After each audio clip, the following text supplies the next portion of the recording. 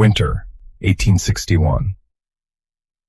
In a coal town buried deep in the Appalachian Mountains, something began happening that no doctor could explain. Harper's Ridge was not a place where miracles occurred.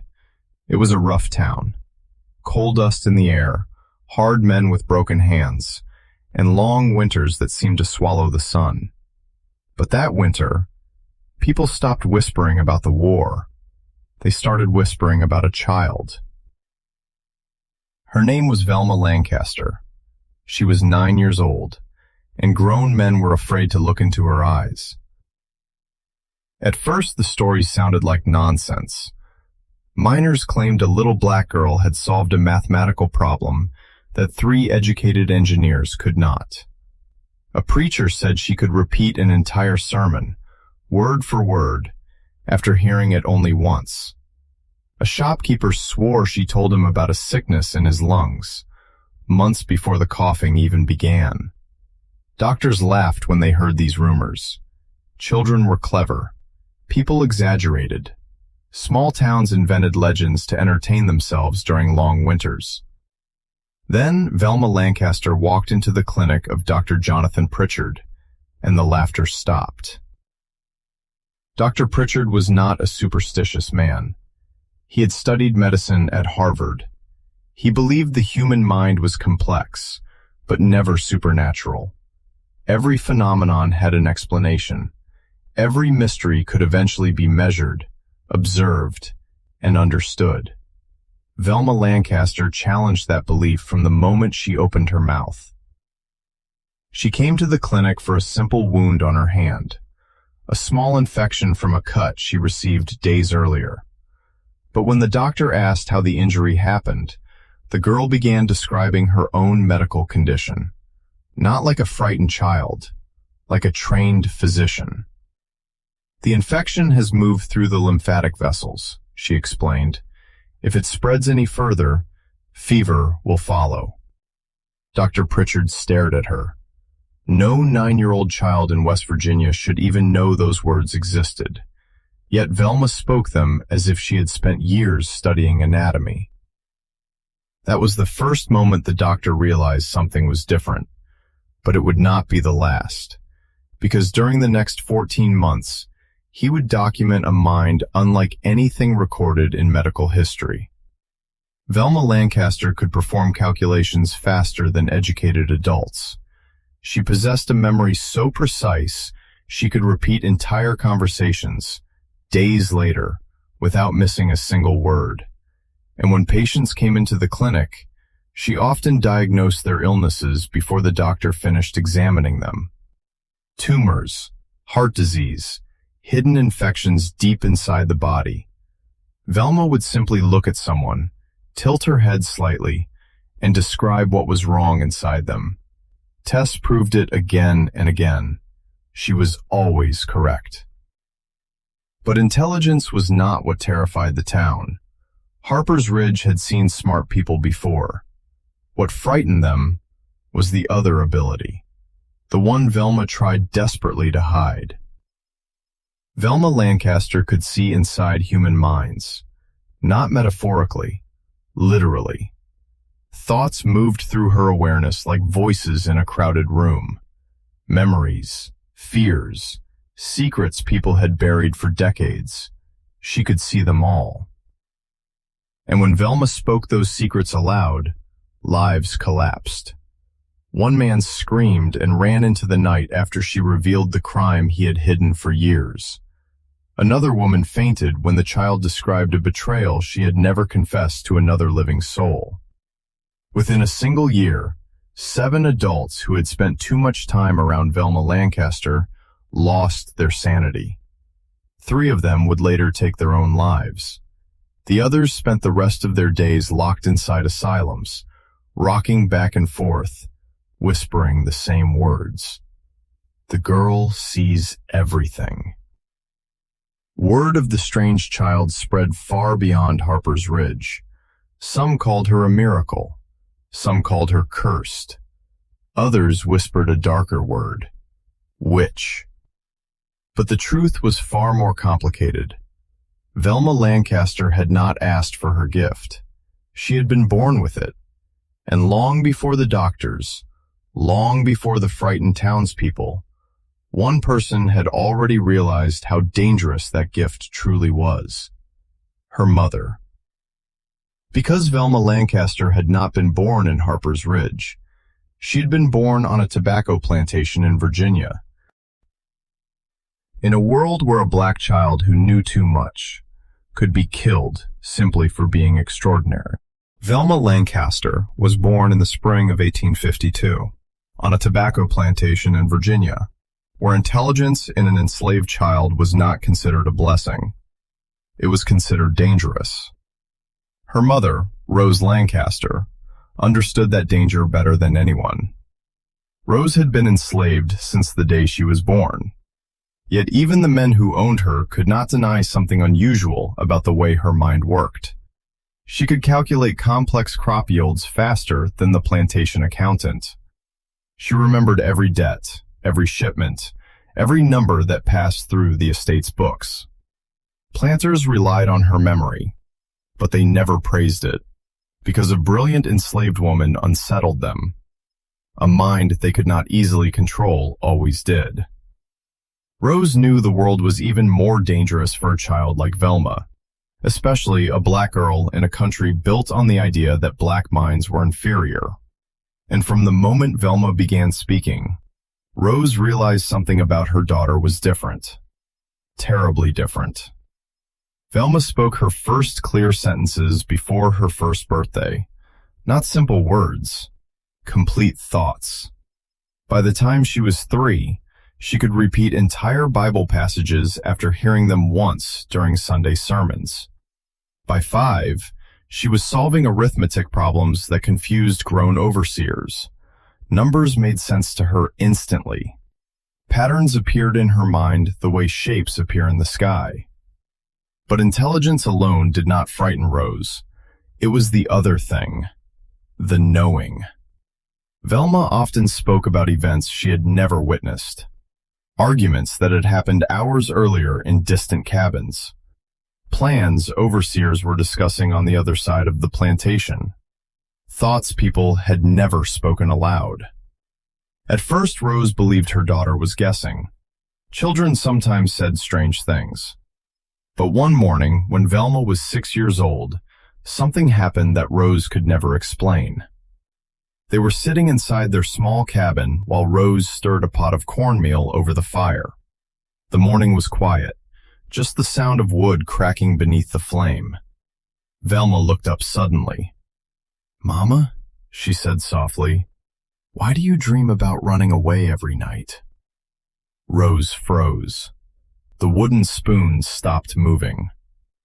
"What did you say?" she asked slowly. Velma tilted her head slightly. "You dream about walking through the forest," she continued. "You keep looking up at the stars, following the drinking gourd north." Her voice became quieter. "But in the dream, something happens to me before you reach the river, and you wake up crying." The spoon slipped from Rose's hand and struck the floor. She had never told anyone about those dreams. Not a single soul. They had haunted her for months.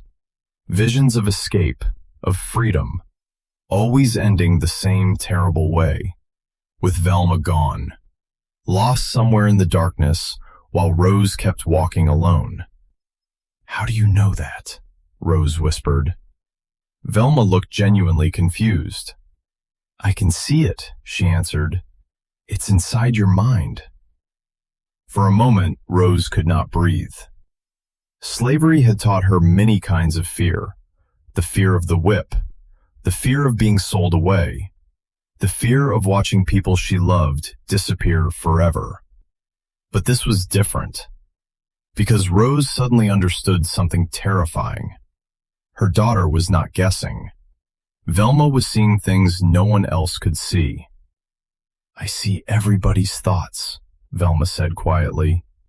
"They're always there, like voices. I thought everyone heard them."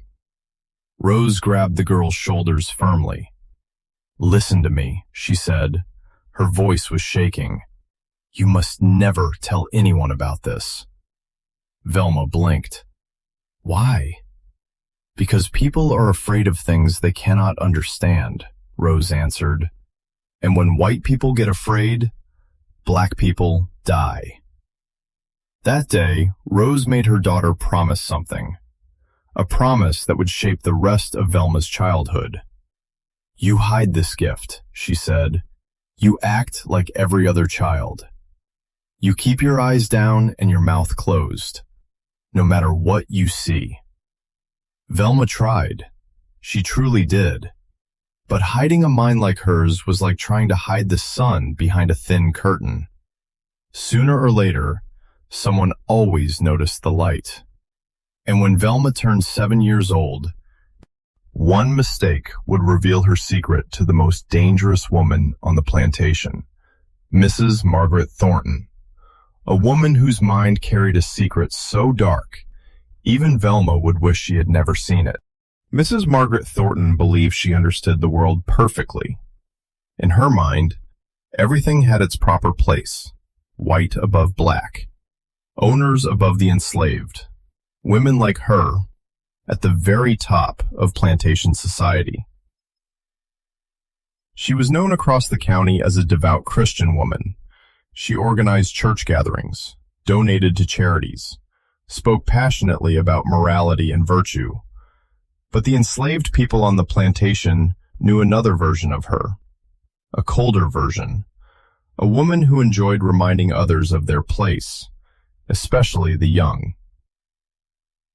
One afternoon in the summer of 1859, Velma was sent into the main house.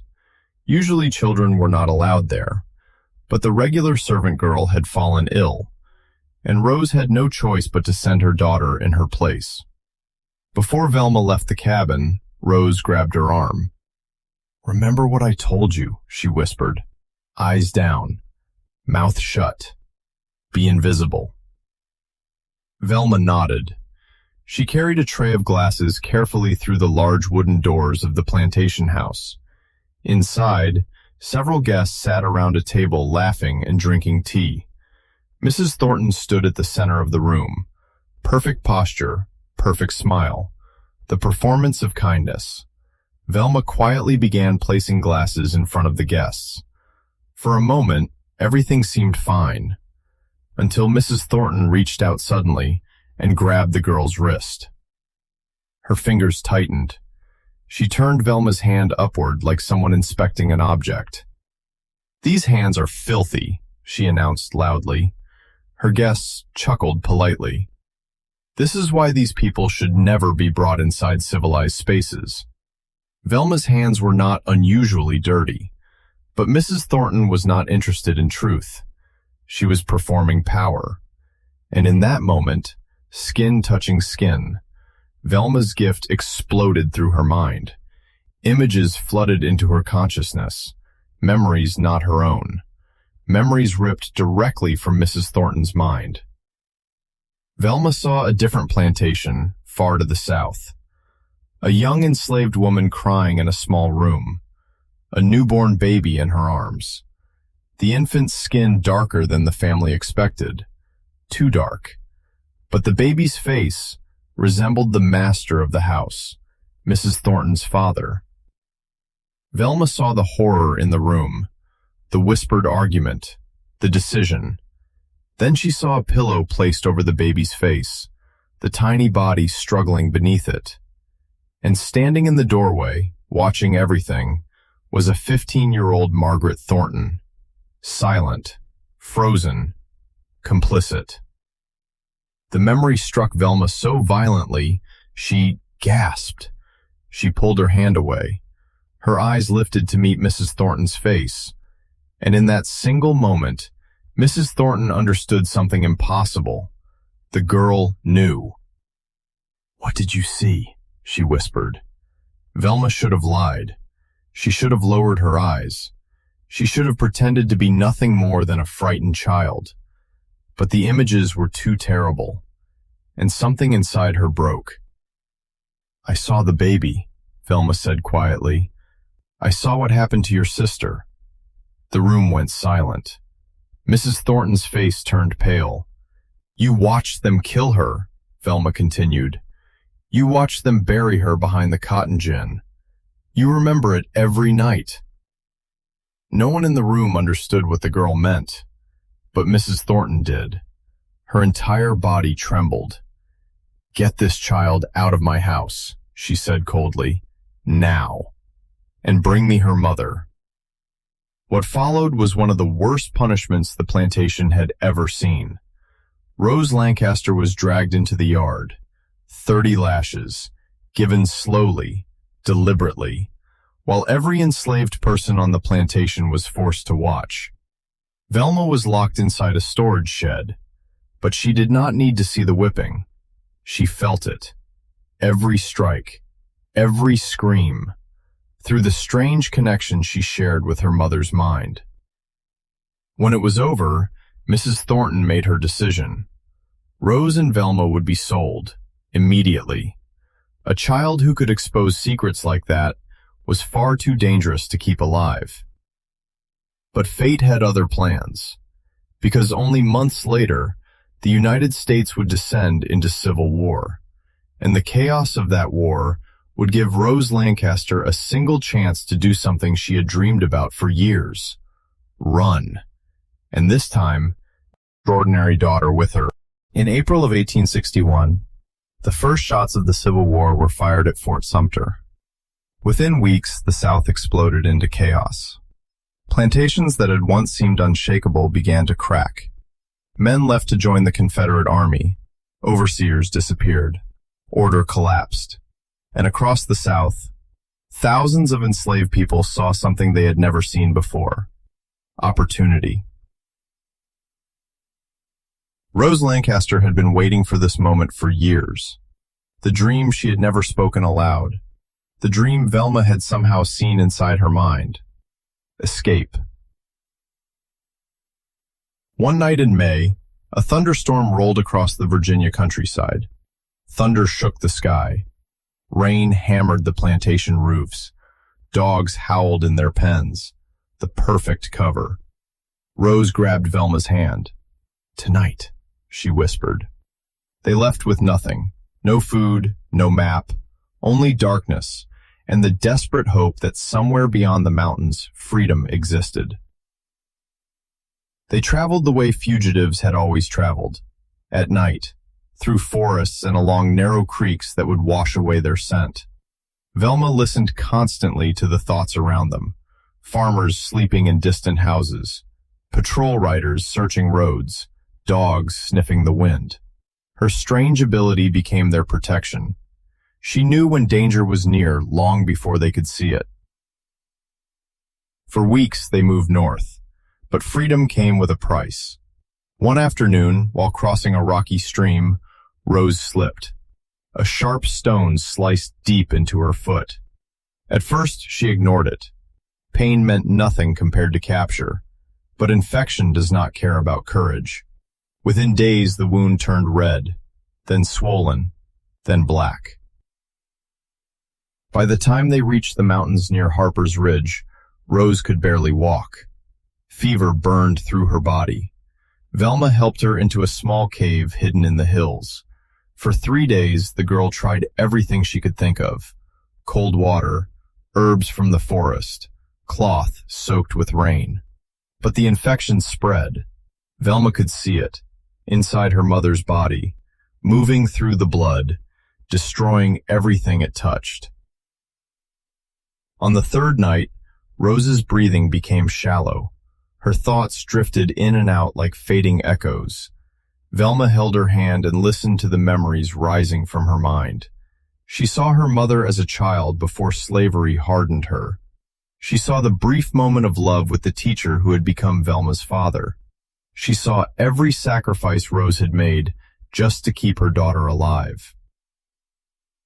"Velma," Rose whispered. Her voice was barely air. "You have something special inside you. Something the world will fear." Velma squeezed her hand. "I don't want it," she said quietly. Rose smiled weakly. "Maybe not, but it's yours.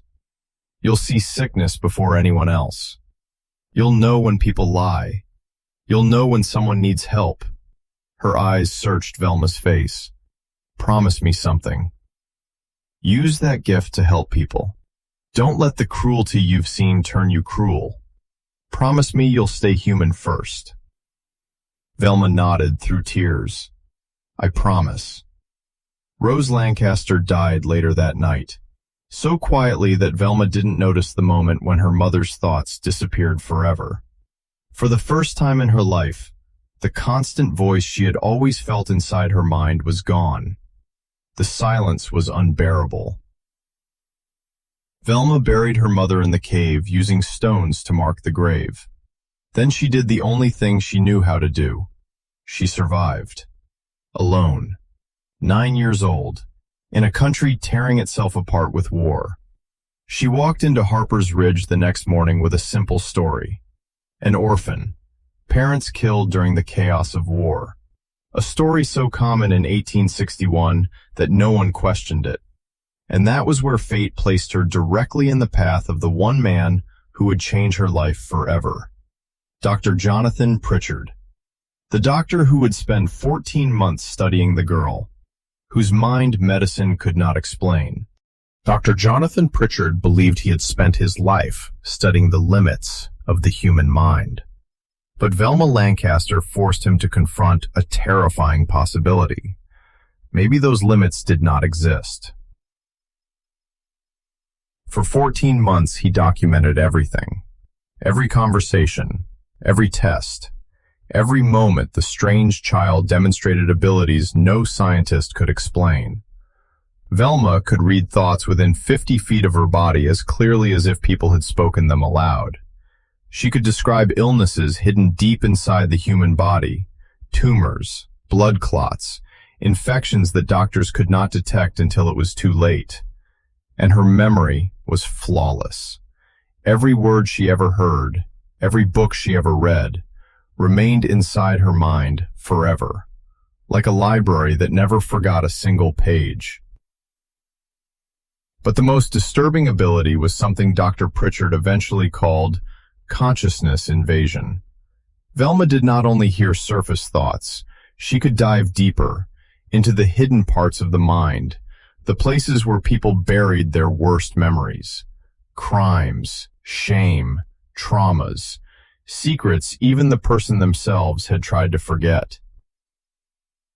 And when Velma spoke those secrets aloud, the results were devastating. One man went mad after she revealed he had murdered 3 workers in a mining accident he had secretly caused. Another woman collapsed when Velma described an affair she had hidden for years. A respected banker lost his sanity after the girl exposed the money he had stolen from widows. Within a single year, 7 people who spent long periods around Velma Lancaster went insane. 3 of them would later take their own lives. The others spent the rest of their lives in asylums, whispering about the girl who could see everything. Dr. Pritchard realized something disturbing. Velma was not destroying people intentionally. She was forcing them to face truths they had buried too deeply to survive confronting. The human mind protects itself with denial, with repression, with carefully constructed lies. Velma's gift stripped those defenses away instantly, and for many people, the truth was unbearable. But word of the strange child soon spread beyond Harper's Ridge, and when powerful men heard about a girl who could read minds, they did not think about science, they thought about war. Union Army officers arrived with a proposal. If Velma could truly read thoughts, she could become the most valuable intelligence asset in the entire conflict. She could identify spies, expose traitors, extract secrets from prisoners. Her gift could shorten the war itself. But Velma was only 9 years old, and the weight of what her mind already carried was almost too much to bear. Before any decision could be made, Confederate forces heard the same rumors, and they came for her. One night, soldiers surrounded Dr. Pritchard's clinic. Their orders were simple: capture the girl or kill her. Velma sensed them before they even reached the building, dozens of hostile thoughts pressing toward the clinic like a storm. She woke the doctor moments before the raid, and together they escaped through a hidden passage beneath the floorboards. By the time the soldiers broke down the door, Velma Lancaster was gone. From that moment forward, the girl disappeared from history. Union agents searched for her. Confederate officers hunted her. But Velma Lancaster vanished into the chaos of the Civil War. Some believed she died during her escape. Others claimed she was hidden by abolitionists along the Underground Railroad. A few whispered she changed her name and lived the rest of her life pretending to be an ordinary woman. Decades later, medical records in Philadelphia mentioned a nurse known only as Sarah, a quiet black woman with an uncanny ability to diagnose illness just by looking at patients. Doctors could never explain how she did it, but her predictions were always correct. She worked in hospitals for nearly 40 years, saving countless lives, and never once speaking about the strange abilities that guided her work. In 1902, an elderly nurse named Sarah died peacefully at the age of 50. Before her death, she made one unusual request: no autopsy, no examination of her brain. She wanted her mind, finally, to rest. Whether that woman was truly Velma Lancaster, no one can prove. No one can prove. But Dr. Jonathan Pritchard's journals still exist. Carefully written records describing a child whose mind operated beyond anything science could explain. A girl born into slavery, whose intelligence frightened the world around her. Velma Lancaster's story reminds us of something history often tries to hide. Genius has never belonged to one race, one nation, or one class. Brilliance can appear anywhere, even in a small coal town during the darkest years of the Civil War. Sometimes, inside the mind of a 9-year-old girl who could see everything humanity tried to hide.